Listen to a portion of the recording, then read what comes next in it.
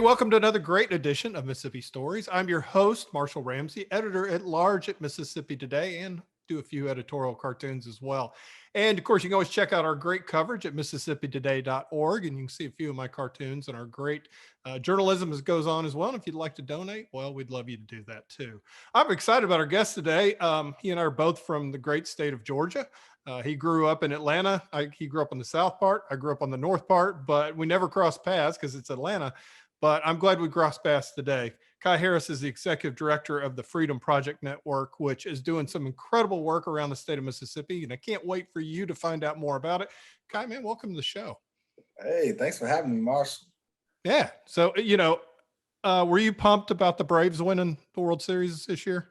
All right, you don't want me to get the whole conversation off target talking No, about it's sports.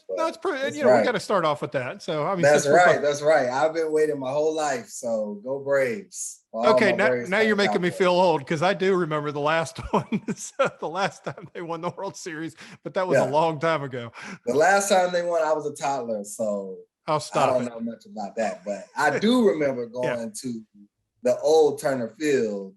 So I don't know how to feel about them now being up in Cobb County, which is your old stomping ground. So. Okay, do you realize that seriously it is like 150 yards from 285? It's not that far into Cobb County. Now, if it were in Kennesaw or someplace like that, I think that would be in the heart of Cobb County. But no, it was weird when they moved it though, the stadium. And I only went to Turner Field once, because I'd moved, out of town. I grew up with the Atlanta Fulton County Stadium, which was impressive to say the least. That's right. That's right. Well, Turner Field old is school. Now the Georgia State football field. So yeah, I know. Which they have a football team. So yeah, there you go. Go figure. Hey, they're the conference champs. They're the conference champs. No kid. Not to throw any shade on them. Definitely on that. You played football, didn't you?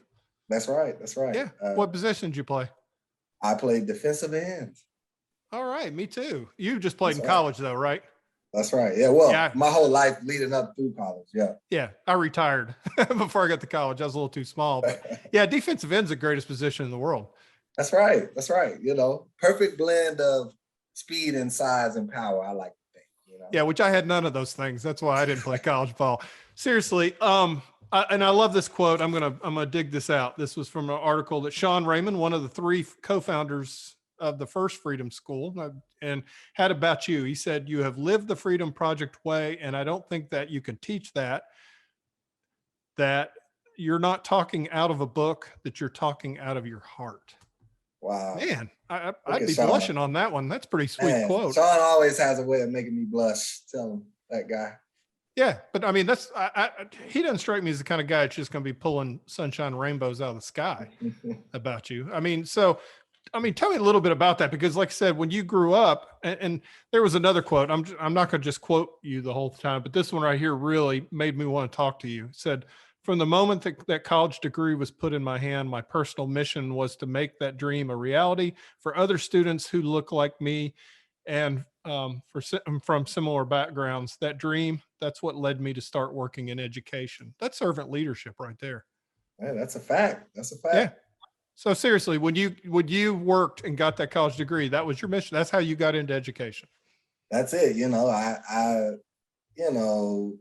felt extremely fortunate to be going to the school that I went to be going to a school that was so sort of prestigious, as you would call it. I don't know how familiar you are with Grinnell College, but it's a top liberal arts school. And so, not only to be sort of one of the first in my family to go to college, but to be going to such an exceptional institution. And I think my college experience just really gave me the language around experiences that I had. And so thinking about, access and how education sort of opened doors of opportunity, and seeing that for me, and then thinking about so many people who were peers via, either high school or whatever, or even before, that just, hadn't had an opportunity to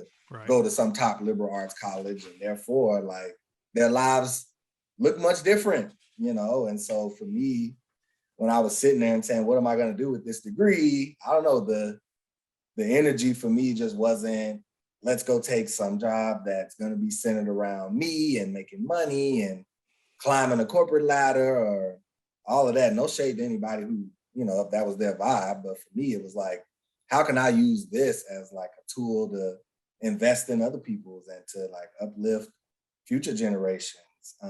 And I was like, how the heck am I going to do that? And I was a psychology major, and it's like, all right, maybe I go the counseling route and do sort of like a graduate program in counseling or social work or something like that. And then ended up learning about the Teach for America program. And, sort of at the time was like, oh, this speaks my language. Sort of, they're saying some of the same catchphrases as I'm thinking in my mind about, using my sort of like diverse set of skills and experiences and investing them in young people who may not have access to those types of experiences. And so I was like, all right, let's do this. And went through the whole application process and said, I want to be very clear. I want to go back to Atlanta and like teach in South Fulton County schools where I grew up attending. And, all the interviewers were like, sure, man. Yeah, that sounds great. And then got the acceptance letter and was like, you're going to the Mississippi Delta. And I was like, what exactly is that? But best decision I ever made. And, obviously that sort of decision to come down to Mississippi and, teach public school in Greenwood has shaped the rest of my life up to this point. So what a blessing. It's funny because when I was growing up too, I never thought I'd end up in Mississippi. And in fact, I was out in California when I got the call to come here. And I'm like, the number you have reached has been disconnected. It's like I just got back from the beach, but it has been, just on a personal front, it's been very rewarding being here. And I know you feel the same way. Where was the first school that you taught at? I taught at Amanda Elsie Junior High School in Greenwood. Really? So you had middle school Amanda kids. Elsie. That's right. Blue and gold all day long. Nice. So how did the kids take to you and how did you take to the kids? Because like I said, you had a psychology degree. You didn't necessarily have a teaching degree per se. Yeah, well, I taught middle school English and, basic sort of reading comprehension, writing stuff. That was like very much aligned with my sort of skill set as a student. So that was a fit for me. I was the football coach at my school, which gave me like a very different experience than like, because they loved you. Other teacher. So there's a lot of, like, oh, this guy's like new, he's like not from Greenwood, what's he all about? But I think being the football coach kind of buffered a lot of that for me. Where I was like automatically almost like a staple in the community because I was like running the football program. So that was really cool. And I was like Coach Harris. So like, that was my persona, everything that goes along with that. Oh, you were royalty. Teaching with the polo on and a whistle, But I taught English and not like gym or social studies, right. Which was, kind of unusual, but I loved it. Yeah. How many years did you teach? 2. Yep. Taught 2 years. Well, at Amanda Elsie, I taught 2 years. And then that's when I left and moved to the Freedom Project. Okay. How'd that happen? And I'm about to say, I want to give the audience the full Freedom Project network meal deal. I want everybody to know exactly, because y'all do a lot. And I was like, it's like, okay, that is really a great idea to begin with. And it's exhausting just what all y'all do. Yeah. Well, you want me to tell you how I got connected to the Freedom Project? Yeah, go ahead. How you get connected, and then you can talk about the Freedom Project a little bit. Yeah. So this is a funny story and a real like small world story. It's funny how, it's like you live in the Delta, it's like every other person is somehow connected to you in some weird way. 2 degrees of separation. Yeah, that's right. So the woman who was the women's basketball coach at Grinnell College, where I was a student athlete, was the executive director of the Sunflower County Freedom Project. Like, we didn't really have a connection. I knew, obviously, when I was a football player, she was the women's basketball coach. So I saw her around campus and at games, but never really interacted with her. Yeah. And then she had been sort of recruiting for a program director and was just asking around like the TFA community. And my name came up and she was like, wait a minute, I know that guy. And so I randomly get contacted by her and she's like, hey, this is Coach Gluckman from Grinnell College. Like, I'm in Mississippi running the Freedom Project.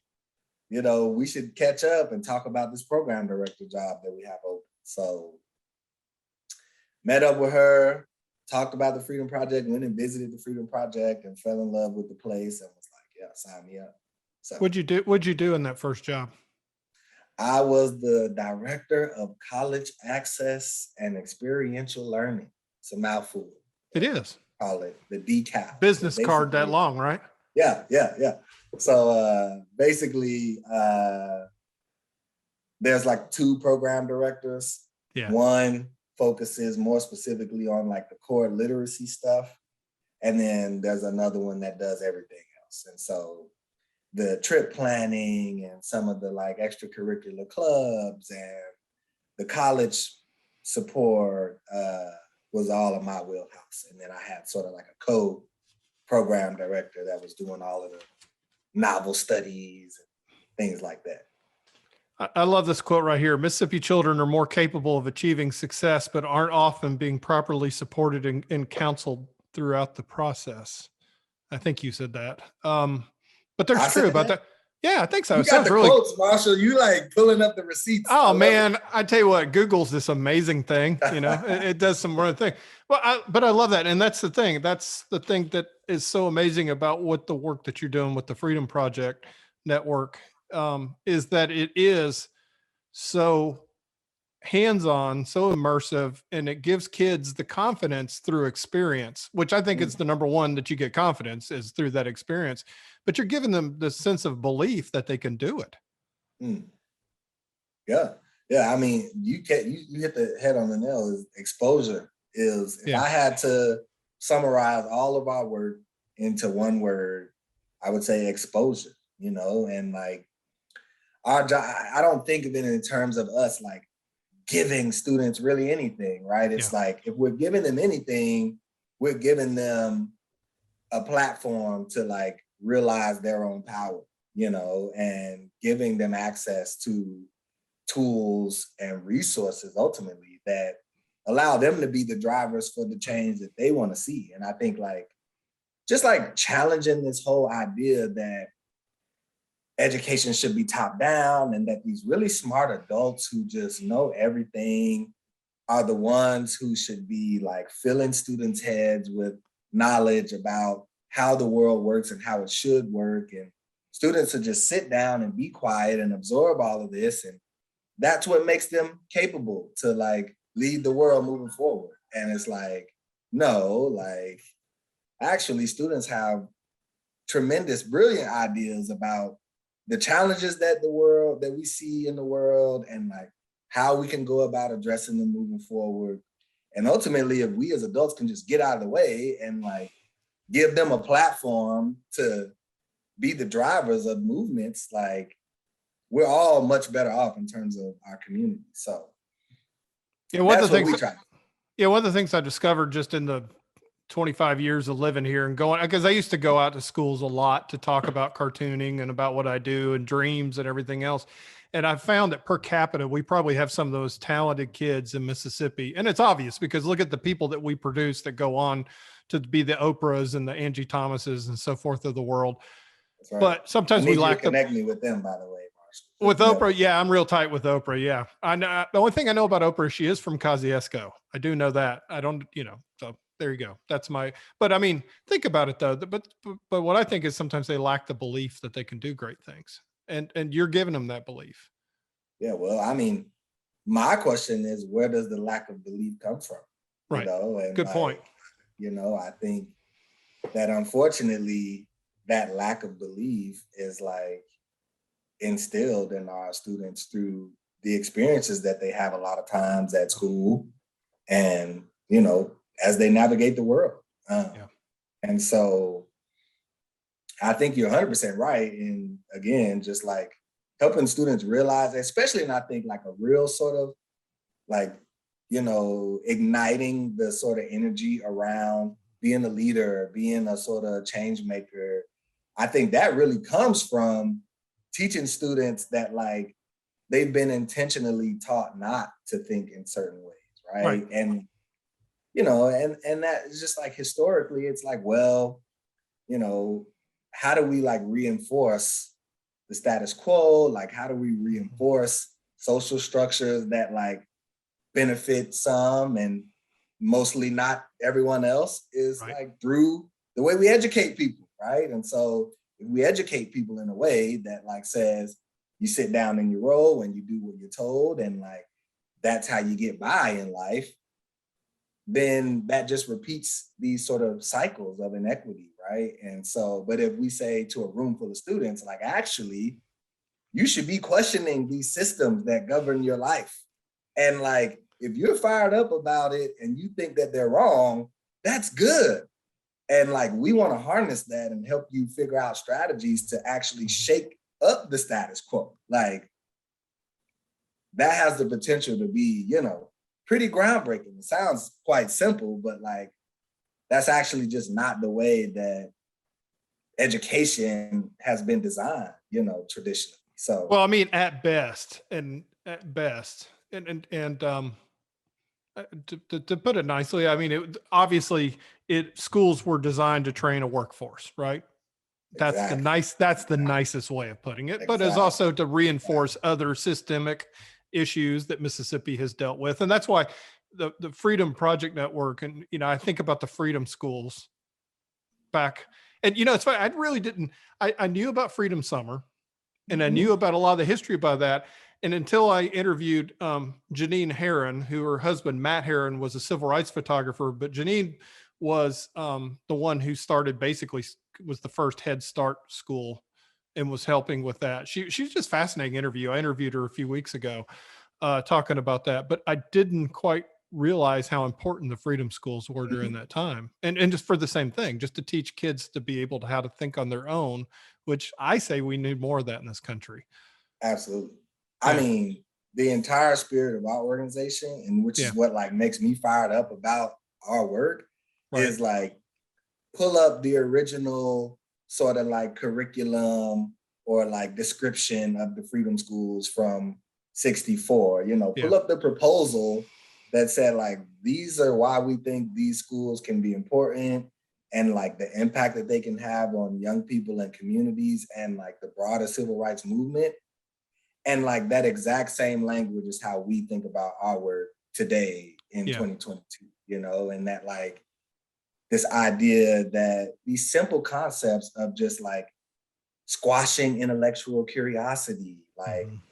squashing the energy around questioning systems, you know, squashing this spirit of like generating new ideas for how we can take action as like a community and a society.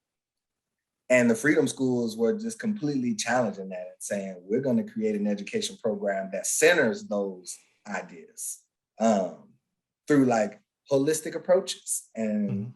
you can help students develop literacy skills and critical thinking skills and all of the skills that employers want to see, that colleges want to see. But you can do it through the lens of like having students investigate the world around them.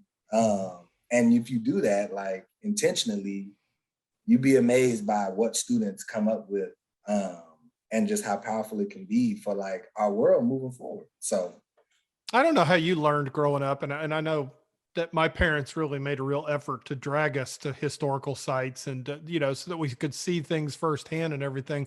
But when you have that kind of hands-on tactile experience that you're giving the students that you're working with, it's a lot more fun to learn that way. And if you're having fun, you're going to actually probably retain more of it too. True?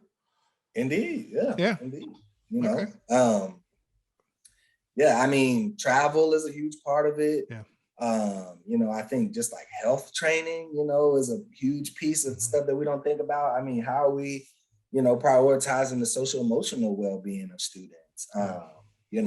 Arts is a huge piece of our work. How much are we investing in students, whether that's visual art, whether that's creative writing, music. And so just the idea of like a holistic education and sort of prioritizing the whole student and their development as like a human being, as opposed to like you're gonna learn these facts that more often than not don't have any relevancy to your lived experiences, and you're gonna like regurgitate them on this assessment, and that's how we measure like your success. And then we're shocked when students are frustrated, when students don't have a real vision to articulate for themselves or their future. It's like, well, how have we provided them with any form of exposure about what the world is actually like, and like how that matches their lived experiences on a daily basis, and how they can sort of merge the two to like figure out what their place in the system is and what they think it should be. So Well, you also shatter ceilings too. And you think about college, which can be scary. Everything from figuring out how to get in college and how to be able to know what to navigate, or even from the FAFSA, which I can tell you from personal experience with my own children is, oh, by the way, my wife actually filled it out because I couldn't figure it out. So it's very hard. But I mean, just the little things that you're giving students that kind of hands-on experience, so that suddenly something like college doesn't seem like an impossible dream. right. But Yeah. also, I mean, even before that, it's like, again, this idea that if you don't go to college, you got to go to college to have a Right. chance, and that whole narrative where it's like, I think the stance that we want to take is, let's inform you about how college can be both like a liberating experience, but it can also be a very oppressive experience, True. right? And like, again, if we're helping you be in tune with like what you want out of your education, like then helping you make an informed choice about, is college even aligned with like your personal, goals for yourself. Hmm. And so, how do you approach college, or the sort of like college process where you're, Yeah. you know, researching and applying to colleges? Like, how do you approach that through this really powerful sort of grounding context to say, like, well, I also know how this can be an experience to shatter ceilings, as you mentioned, but also like can be a really stressful decision for me and for my family, in terms of like how it impacts us financially Hmm. and all of that. So, I think the more that we can like just give students a full picture of like what their options are, and what the situation is, and then just say like they are more capable of making strong decisions for themselves than I think we give them credit for, right? And it's Yeah. like, oh, like kids, if we told kids, God forbid we told kids like the truth about college, then all the kids are just going to be like, let's just play video games and do nothing with our lives. Like, no, that's not true. Like, actually, we would have kids who pursue community college more, Mhm. like kids who, don't end up at a place because they think that this is where they should be, and then end up coming home because they can't afford it or it wasn't the best fit for Yeah. them. Or kids who say there's plenty of opportunities to get professional job training, or, take whatever Right. path that can still be continuing my education, but isn't a 2 or 4 year college because that might not be the best fit for me. So, That's very powerful. I mean, just to give them that wisdom to be able to figure it out at an early age, which instead of making the very expensive mistake, like you said, all right, Freedom Project Network, that refers to a network. So yeah, yeah, go ahead and give us the nickel tour of the Freedom Project Network, yeah, its yeah, history a yeah. little bit, and what all you do. Yeah. So the Sunflower County Freedom Project was founded first in 1998. And that sort of like encapsulates everything that we've been talking about in terms of this holistic educational experience that can be leveraged as a tool for liberation for young people in Sunflower County. That's how it all started. It was grassroots. It was 3 guys going around the local churches and businesses and schools and people's homes saying, we want to do more for young people in this community, help us shape it, help us design it. And it was those community stakeholders that like identified the Freedom Schools as a model that we could center this around. And so I think, again, going back to that spirit of like community driven work, grassroots work, that just like runs true through all of our programming since day one. But anyways, after about 15 years of doing this work in Sunflower County, community leaders in Meridian came around and said, we've been following and we think this is a really powerful programmatic model that we would like to replicate for young people in Meridian, Mississippi. And so they launched a Freedom Project in 2014. And then a year later, same thing happens in Rosedale in 2015. And so basically by 2016, the sort of leadership at these 3 Freedom Project sites come together and say, okay, well, we clearly have a program model that, is impactful, that is scalable, but having these 3 sites operate completely independent of each other, even though they are simply, they're sister sites. They do the same thing, right? Just in different places. That's not the most sustainable business model, right? And also, again, the Freedom Project sites, they have small staffs, their capacity is stretched thin. They're doing a lot with a little. And so their capacity to be thinking about long-term sustainability and scalability just really isn't there. They're like laser focused on the day-to-day with the kids in the building. And so this idea to say, well, what if we created a centralized hub that would absorb some of this sort of fundraising pressure, absorb some of the administrative work, and just like really free up the sites to do what dedicate they do. Almost all of their capacity to the kids. Like that would be really powerful. And so that's what the Freedom Project Network is. That's what the Freedom Project Network is sort of growing to be. So we're a backbone organization. And so my job is to try to bring as many resources in that I can then eventually trickle down to the Freedom Project sites. I think a huge part of our work right now is just kind of trying to reshape our story too, in that, a lot of folks, if you are in Mississippi and are tapped into education work, you've heard of one of the 3 Freedom Projects individually at some point, right?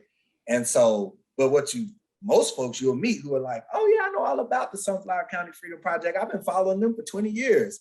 And you say, well, did you know there was 2 other sites in the state? They're like, what?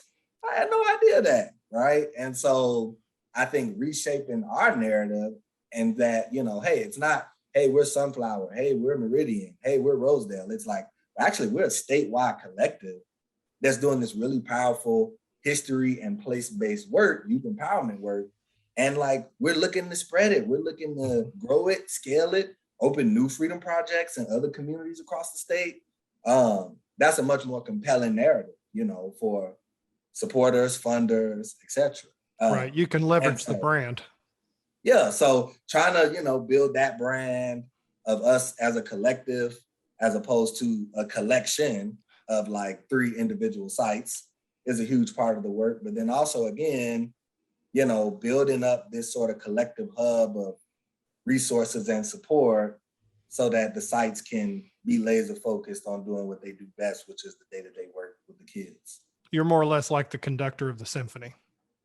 Something like that. Or, yeah, I just listen to them. Yeah. And then I'm like, yeah, all right, I can go and tell that to people and hopefully help bring something in for y'all. So, okay. So, I mean, that's a good segue to the next part. I mean, you talk about funding, obviously you're a nonprofit, you're in the that fun world. Of course, we're going through another tough time. Looks like the economy's having some issues as we speak right now and so forth. But talk about, I mean, where do you find your funding? How do you fundraise and so forth? Is that something that you ever thought you would be doing when you were teaching middle school in the middle of the Delta?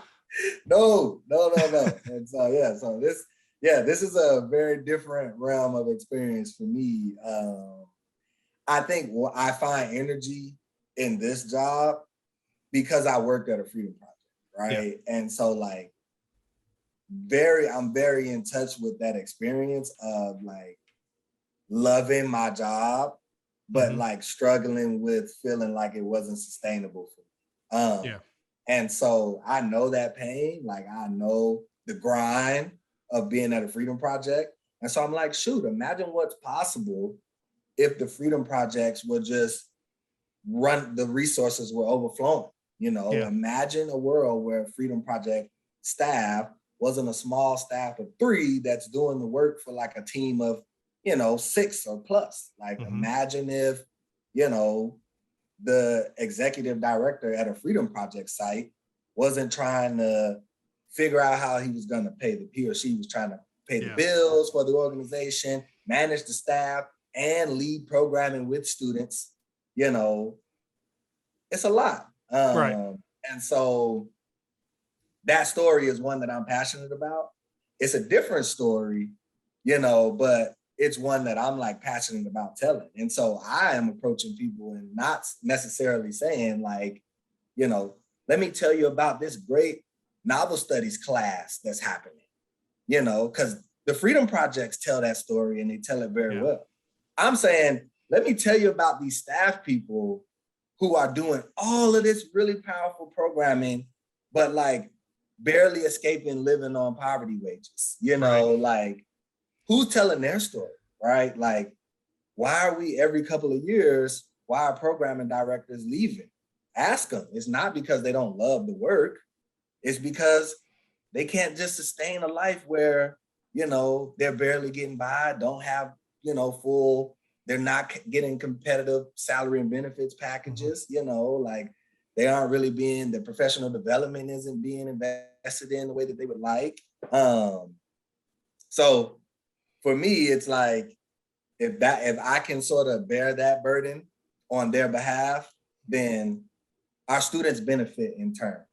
And so I just try to stay grounded in that. But you asked me how do we fundraise, where we get our funding, and lots of individual donations, lots of, well, not lots, I'll take it, I'll say lots. A few, local foundations. So the Phil Hardin Foundation has been huge for us. And, listen to your interview with Lloyd Gray. Love Lloyd Gray. Been a great mentor and resource for us. But so for us, it's like the network is relatively new. And so, again, what we're trying to do specifically at the network level is to like expand into a wider base of funders and supporters, right? Because what we don't want to do as the network is like poach from the sites, right? Like the sites need to sustain themselves like as they have been, at least at a bare minimum level. And so they already have almost exhausted a lot of like the funding sources that exist locally and like in the state. And so again, that's a piece of this like strategy for us to like market ourselves as this statewide collective where hopefully, we can attract the funders who might not be interested in a small youth program out in Rosedale that has a team of 3 and serves, 50 students. But if it's like, oh, well, this is a statewide movement that has multiple sites that's serving, several hundred students in a year, you might be able to attract some different folks. So it's new. I started in fall of 2020, and so the work I've been doing is just trying to get our own house in order and get our own story straight before we can really jump off the porch, so to speak, And so, what are we asking for?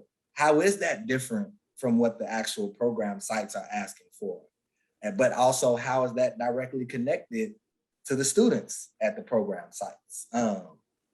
And like fleshing that story out and aligning on strategy and, what are the things that need to remain site level autonomous? Because we don't want to now come in with this network structure and be imposing on what the sites have been doing and what's been working for them in their individual communities, right? But also Where are there things that can be consolidated and centralized up through the network? So figuring all of that out has been the work that I've been trying to do, over the last year and some change. And I think like just now getting to a place where we're like, all right, we think we got a vision here. We got a direction here. We did our first like in-depth strategic planning process over the last several months. And so now it's like, all right, let's see if we can get out here and make some new friends, Well, I'm about to say a big component of what you're doing is storytelling. I mean, you got to be able to get that story out there. And you're right, because the fact that you've got 3 different pieces that you can do it as one thing, your voice can be that much louder on that. You personally, when you're dealing with learning how to be an executive director of a nonprofit, that literally is something that's so close to your heart that it drove you after when you got your diploma to want to do what you're doing. How do you train for that sort of thing? Do you have mentors, or how do you, I mean, obviously was there a playbook when you came in, or is it just something that you've been kind of piecing together since 2020? Yeah, mentors, you nailed it. Mentors. I mean, I'm a networker. Yeah. So, in between my time with the Freedom Project and taking this job, I was doing like recruitment work. Yeah. And so networking, meeting people, and it's not like, oh, I'm approaching you because I want you to give money. Yeah. It's like, hey, you're leading an organization that I admire, and like I want to pick your brain about these challenges that I'm trying to figure out. And then can you connect me with somebody after we talk? And just going down that rabbit hole of I'm gonna meet this person and meet this person, and over time you learn stuff, you try stuff, and you keep it going. And like I said, I think like we've been really fortunate, specifically at the network level, to have the support of someone like Lloyd Gray at the Phil Hardin Foundation, who's like, our foundation has been supporting the individual sites for many years. And we're bought into like Kai's vision of consolidating up through the network. And so like having the Hardin Foundation become like the biggest funder for the network right now, in addition to like all of their support that they give at the site level, has just like been a real confidence boost, giving me like some real cushion, as we like flesh things out, as I'm learning and trying to grow and figure out what exactly my job even is and how to do it, to have, a funder that's been supporting the site level work for many years and say like, I believe in you and like believe in your vision for this network and want to support that as you get it off the ground. That's been huge. So and shout out to Lloyd Gray. Yeah, I'm gonna put a link to that interview in this interview's bio. I mean the copy part of this. Boy, I forgot how to speak English suddenly. I will say this though, I love the Hardin Foundation story too. How one businessman decided that education was so incredibly important for good business, and created that foundation. I just love that. And of course, I loved what they made buns for hamburgers. I just think that was fantastic. Right. So, and then also like can't forget to shout out Woodward Hines. Yeah. They have also like similarly been longtime supporters of the individual sites, and then like through my just like building a relationship with them over the last year, have said like, great, we believe in this, and it just is a real confidence boost when you start with the foundations and the supporters who are very deeply familiar with the Freedom Projects, who say like, it's not, you're not having that conversation, right? Where you have to like prove to folks the value of the Freedom Projects themselves. And so starting that journey in my sort of first year or and a half and approaching funders who are like, yeah, man, we love the Freedom Projects. And like, this makes sense. Your idea to like build this backbone organization that will help make the Freedom Project's lives easier. Like, heck yeah, we're bought into that. We'll support that. That just, is really powerful as I think about expanding outside of the state and to funders who we haven't had a relationship with in the past. So that's what I'm looking forward to. You get a lot of support on a national level at this point? No, No? no. Okay. So that's next on your to-do list, right? That's right. That's right. That's right. That's right. Hopefully they'll see this video and realize, man, That's right. I'm like, that you're guy, famous, Marshall. That's the point.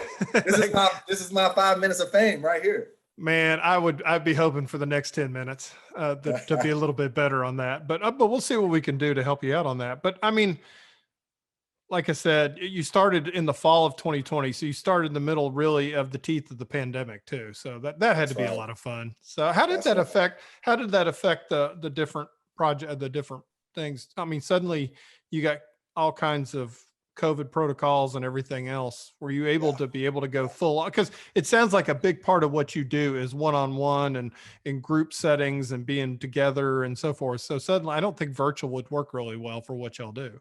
Not really well at all. But Yeah. kudos to the staff at our Freedom Project sites and the students who were super creative, super resilient in the face of it all, and adapted and reshaped what programming looks like. And I think again for us, like the Freedom Projects are at their best when they're being responsive to student and community needs. And Yeah. so it was like, well, right now, students are going to virtual school all day. So sitting on the computer all night for the Freedom Project, like probably isn't what they really, really need, And Yeah. so like, how can we be delivering food boxes to people's homes? How can we be doing porch visits and going and just driving by students' homes and sitting out on the porch with them and their families and checking in about how they're navigating all of this, Yeah. mentally, emotionally. And so it was really powerful to just see the Freedom Project staff like lean into this Mhm. holistic community support resource spirit of the work and say, hey, maybe we got to scale back on the academic rigor piece of our work right now and focus more on the like social emotional and just like wellness support that we provide for students. And that's what they did. So excited to see them coming back though now, Oh I yeah. mean, the lead centers are a special place, that's where the magic happens. And so, you just can't replicate that on Zoom. And so having students in the building, you walk into the building and it's art projects going on in this room and it's a drama production going on in this room. And in the other room, students are writing essays, and then outside you got students working in the garden. And so Yeah. we miss that energy in our spaces. So excited to start seeing them slowly but surely return back to at least some sense of like normalcy pre-pandemic. I'm about to say I'm not sure that normal will ever come back totally, but yeah, it is That's right. nice that we're able to get back together a little bit. I do like the college component of what you do and the fact that you're bringing in professors Yeah, to come in on that because I think that's probably as good for the professors as it is for the kids. yeah. And so honestly, yeah, that's a piece of the Freedom Project network Yeah. that makes me really excited in that like the Freedom Summer Collegiate Program is fully operated at the network level. And Yeah. so we fully fund the program, we fully administer the program at all three Freedom Projects. And so this is a program that's like addressing a critical need in terms of exposing our students to college level work and what the content could be like in a college level classroom, what the Yeah. culture of a college classroom is like, all of those things, but doesn't cost the Freedom Projects any money or any resources or any capacity from their staff. They just got to provide the students, and the network provides everything else. So that's been like one of the most, that's like the bell cow for the network right now is that Yeah. program. And then we have another program that's really taking off right now, which is our Alumni College Success Program. Hmm. And so that is once a student graduates the Freedom Project, finishes high school, and matriculates in the college, we have a support program that offers academic support, social emotional support, and financial support throughout the duration of their undergraduate experience. And so that's the second network program that like we fully fund, we fully staff, we fully administer, and all the Freedom Projects got to do is provide the students and they benefit from it. So if you were, as we're thinking about like the network specifically and sort of growing as an entity, those two programs are like our best example right now of like direct benefits that we provide to the Freedom Project sites. So those are huge. Those have been huge. Those are very, yeah, definitely. And like I said, you obviously down the road, it'd be nice to pick up other cities, other towns, other communities to be able to get that going. That's an area of growth for you also. And so, I mean, how do you do that? I mean, how do you go? Obviously, you're spreading the word like today. I mean, you and I are talking. You probably do radio shows, TV shows, social media, everything else to get the word out. But how if somebody's in a community and they're thinking, man, number one, that Kai guy seems incredibly like a nice human being, and I'd love to talk to him about this. How can they get in touch with you, and what would they need to do to start their own? Well, my line is open, so folks can always get in touch with me. My email address is my first name dot last name, so kai.harris@freedomprojectnetwork.org. Folks can shoot me a line. I'm always down to chat, talk more about the work and how folks can get involved. But specifically for opening a Freedom Project, I think we're really intentional about it being community driven. And so for none of our Freedom Projects has it ever been the case that, a group of individuals by themselves say, we want to do this thing and we're going to start it. And like, this is our call. Every Freedom Project has been community driven, and that the key stakeholders in that community are the ones who are bought into this, who believe in this model and who want to help stand it up. That's the only way that like it can be successful. And so we like don't believe in this like drop in programmatic model. It's like, no, we want the community to be passionate about the work and about the programming and say, this is something we're committing to wanting to be a part of the structure of our community. And like, when the Freedom Project is founded in alignment with the fabric and the history and the spirit of a local community, that's when it's at its best. And so it's not, hey, we have this model, you want to pay for it, you can do it in your town. Like, that's not how we operate. And so you're not franchising a fast food restaurant. Yeah, exactly. No, not at all. But so I think for us, again, like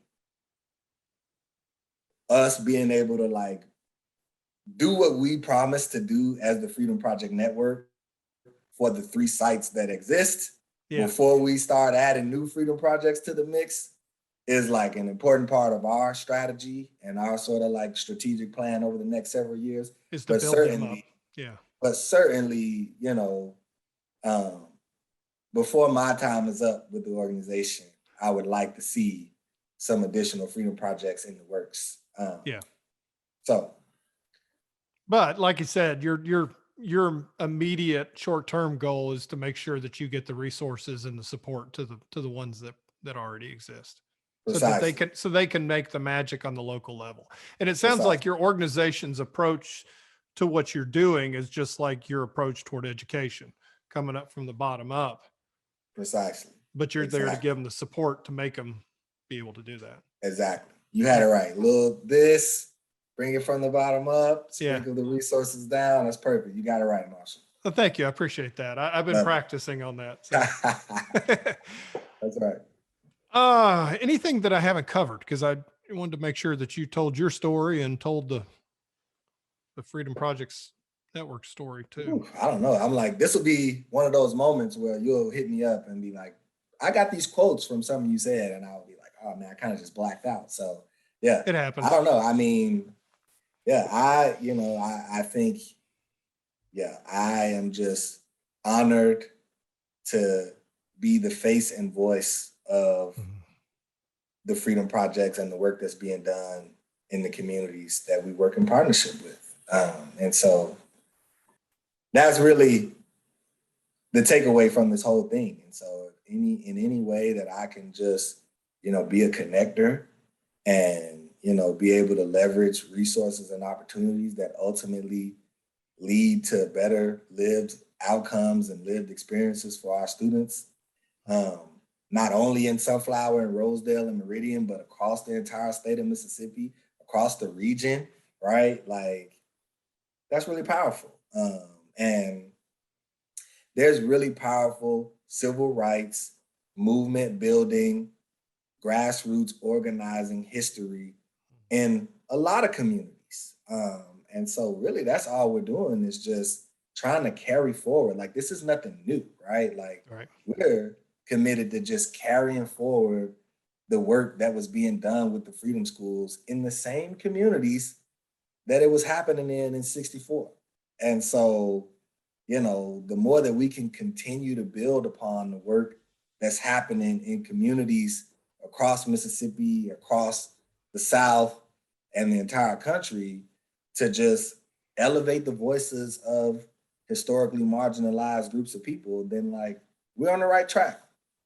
And like, that's what I'm committing to be a part of. So anybody who wants to commit to be a part of that, they can holler at me. Yeah, like you said, you threw your email out there, and like I said, it's servant leadership at the end of the day. You're giving back to the communities and back to Mississippi too. Kai, I appreciate you taking this time with us. Y'all's website is? It is freedomprojectnetwork.org. That's pretty easy. That's it. I could have probably figured that out eventually. That's right.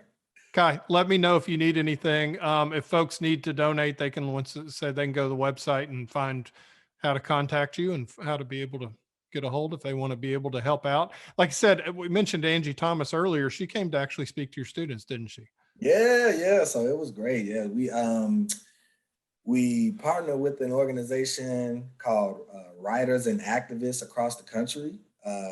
Not sure if you're familiar with them, but they basically connect authors with students. That's like the easiest way to put it. And so we got connected with them. They asked us like if we had thought about any authors who would be of particular interest to our work and our students. Obviously, we thought of Angie. She was obviously down to do it. And so she came and did a Zoom event with students from all 3 Freedom Projects and talked about the hate you give and everything from the process of making it into a movie to, her journey to be a writer and even her love for online gaming, which all the students got really excited about. So yeah, huge shout out to her. She was great. And just, showed so much love to all the students. They ate it up. So just a few years ago, that was her, and that's the beauty about Angie is that she loves to give back like that too. Kai, I appreciate it. This was fun. This was so much fun. So much fun. You're going to have to come and visit the Freedom Project sometime this summer or something. That would be fun. I mean, really, let me know. Seriously. You know how to get in touch with me. So we'll do that. Sounds good. Sounds great. Hey, take care and thank you. All right. Thank you, Marshall. Talk soon. All right. See ya. Thank you for watching this episode of Mississippi Stories. Make sure to subscribe to the Mississippi Today YouTube channel and click the bell to be notified every time a new video uploads.